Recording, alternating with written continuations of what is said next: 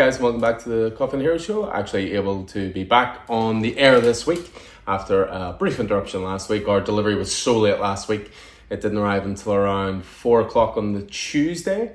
So just with everything being delayed in terms of the 12th weekend and the postal service and delivery service and blah, blah, blah. So suffice to say, I don't have the time to put together a video last week. It was more a case of getting that delivery processed, getting everything done, getting the pull list done, getting the titles out on the shelves. So the good news is this week it's arrived in much more better time. So I wasn't here yesterday. I was actually at my sister's wedding. So congratulations, Victoria and Daniel. And it's good to be back today. I'll be here the Tuesday and the Wednesday. And then the Saturday this week as well. So things hitting a little back to normal. It's been a bit of a hectic few weeks with a lot of different things. One thing to keep an eye out for, I will be dropping our 250th podcast episode, which is an interview with a pretty damn good writer, currently working mostly for Marvel, but also doing some great stuff with the independent scene as well.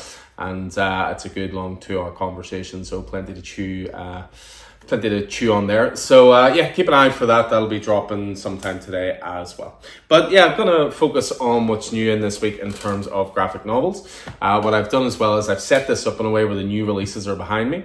So just in case anybody is unaware, the new releases are now behind me in terms of graphic novels and collected editions, so that we have a new release section essentially with the single issues, the variants and the graphics. You'll also see a few graphics behind there that weren't in the store last time you were in, because those are releases that came out last week. Plenty of new stuff into the store. So this week we kick off with Red Hood Outlaws Volume 2. So this is continuing on the Webtoon DC Comics volumes. They've been doing Wayne Family Adventures, The Time of the Ripper, and Red Hood Outlaws, so Volume 2 this week.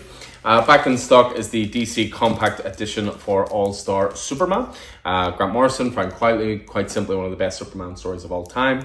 I've spoken at length before about these editions, the compact editions. They're selling like hotcakes. It's great to see. £9 for classic DC stories. I'm really hoping Marvel follows suit with this kind of format for some of their ones as well. So All-Star Superman back in stock, which means we have all 4 in stock at the moment that have been released so far in the compact volumes. So we have All-Star Superman, Far Sector, Batman Court of Owls, and Watchmen. This was actually out last week, but I really wanted to put a bit of notice on it, and that is the Fatale Compendium. So Image have been putting these compendiums out in really good order in the last couple of months. Obviously, you'll have noticed the extended Image section over there. We've got a compendium section in general, but Fatale was a 24-issue brilliant series from Sean Phillips. Ed Brubaker, of course, responsible for Criminal and Reckless and all that good stuff. But yeah, this is as close to sort of dark horror that they get. It's essentially about a femme fatale throughout time. It has definite links to Lovecraft, to Cthulhu, Lovecraftian stuff, ahoy here. But also has their signature noir style as well. So it's the complete volume there, all 24 issues. Back in stock is Invincible Volume 3. Again, we're always trying to top up those compendiums. In the Image section, I've got Walking Dead ones on the way next week. But Invincible, great to have Volume 3 back in stock. Of course, the final volume of the Invincible run, issues 97 to 144 all together. A new one out this week is Robin, Tim Drake Compendium 1. So this is going back to... This is pretty definitive, I have to say. Big, massive, thick compendium. We've got issues in here from Batman, going all the way back to 455. We've got Detective Comics issues, and then we've got the Robin individual series. So Robin 1 to 5, Robin 2, Joker's Wild 1 to 4, Robin 3, Cry of the Huntress 1 to 6, Robin Volume 2 1 to 5. You've got annuals, you've got Superman issues, you've got 80-page Giant issues, you've got Showcase issues. Basically Tim Drake there. I've never read all this stuff. I mean, it's a bit of a running joke in store that I find Tim Drake a really boring character. So clearly I have to jump into this stuff, from Chuck Dixon, Alan Grant, art by the likes of Tom Lyle and Batman legend Norm Brayfogle as well. So yeah, DC are putting these compendiums out in great order at the moment as well. We've had Batman Beyond, we've had Lobo, the big fragging compendium, we've had Nightwing. So it's great to see runs from this era hitting print. This is a story from a little while ago, just hitting trade paperback, which is Batman vs. Robin. So this was done by Mark Waid and Mahmoud Asrar. This led up all to the Lazarus Planet stuff. Damian Wayne, Bruce involved in battles. You've got Greg Capullo covers for this series as well. So this is the complete mini series there. A new one out this week, which is pretty cool, is Don Coppola. Now, we got some of these in before, but it was Quentin by Tarantino. There seems to be these sort of autobiographies of classic filmmakers coming out at the moment, which is great to see. So this one is obviously Francis Ford Coppola, of course, well known for the Godfather trilogy, well known for The Conversation, for Apocalypse Now. So following the story of the man behind the movies, Don Coppola reveals incredible insights into the critically acclaimed director and takes a look at both the impact of his movies and life from a cinematic perspective. Next up, we have Thunderbolts, Acceptable Losses. So this is collecting Thunderbolts, the original run from 1997. But what this is collecting is issues 132 to 143, as well as Secret Warriors issues 7 to 9. Talent involved in this is limitless. You know, you've got Andy Diggle, you've got Rick Remender, you've got Jonathan Hickman, you've got Roberto De La Torre, you've got Mahmoud Asrar, you've got Carlos Rodriguez. Tons and tons of great great creators involved in this. The end of Norman Osborn's Dark Reign rocks his team of killers. So that is a complete volume there. Out this week is Thundercats. So Thundercats hitting trade paperback via Dynamite Comics. This has been definitely one of the biggest single issue indie series launches this year. You know, Transformers was big, Thundercats was big, nostalgia is clearly just really big at the moment. So this is the first 5 issues plus complete cover gallery. If it's a complete cover gallery, this is probably going to be one of the thickest graphic novels ever, because the sheer volume of covers Dynamite pump out for Thundercats is insane.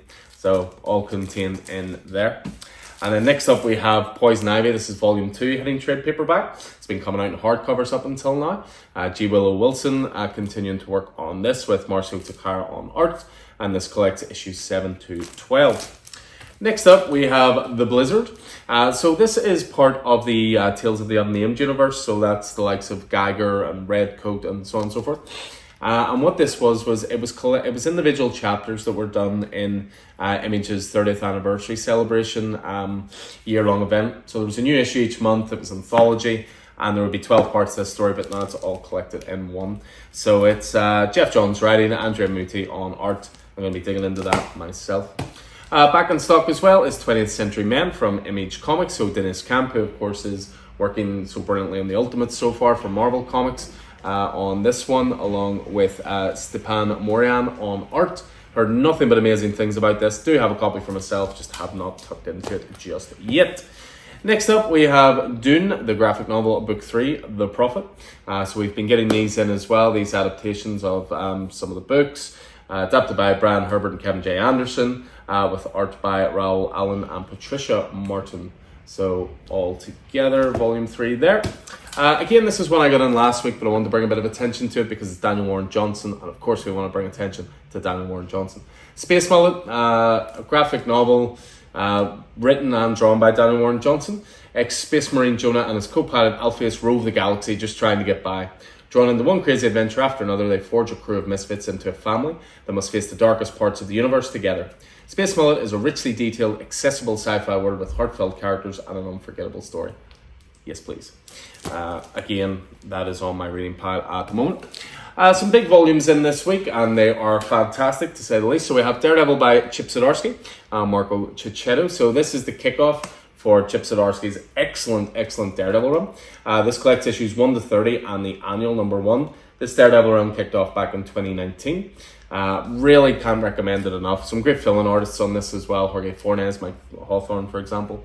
Love the cover by Julian Totino Tedesco as well. One of the best Daredevil runs in years. Although, as I always say, Daredevil never has a bad run. Next up, we have back in stock Animal Man Omnibus, Grant Morrison. We keep getting this in. It keeps going out. But it's back in stock again. So, again, a pretty definitive run on Animal Man. This is the first 26 issues altogether, as well as the characters dimension spanning creation tale from Secret Origins 39 as well. Also has a brand new introduction, written by Grant Morrison.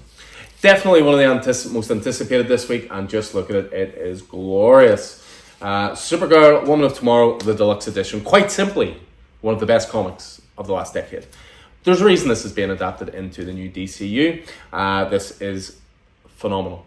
Tom King writing, Bill Quavely on art, 8 issues of just perfection. Supergirl is not a character I particularly care about that much, but this was a book that just page-turner, epic, action-packed, full of emotion, full of heart. Really can't recommend enough. So collects the complete saga and features remastered colors A brand new introduction by Tom Keane, a brand new cover by Bill Quay Evely, the never before published alternate script for issue 6, and a treasure trove of behind the scenes artwork from Evely. Yes, fantastic stuff. And we finish off with one more. Back in print is Daredevil Shadowland. So this is the run predominantly from Andy Diggle on writing duties. You've also got the likes of Zeb Wells, John Layman involved here, Dan Slott, Greg Hurwitz, art by Marco Cicchetto, Emma Rios, Roberto De La Torre, Paulo Siqueira, Declan Shelby, Mahmoud Asrar, tons of great stuff here. I'm currently halfway through this myself. I do have the previous printing of it, but it's great to see it back in print because it's a very different take on Daredevil, and this followed up the rather great Ed Brubaker run as well. So that is everything new in this week in terms of what's going on to the racks. As I say, there was a ton of stuff come in last week as well. Apologies for lack of video. But as I say, it's back. It's good to be back to a little bit of normality this week with it.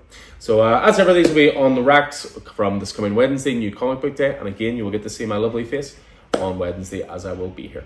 Again, keep an eye out for the podcast dropping, episode 250.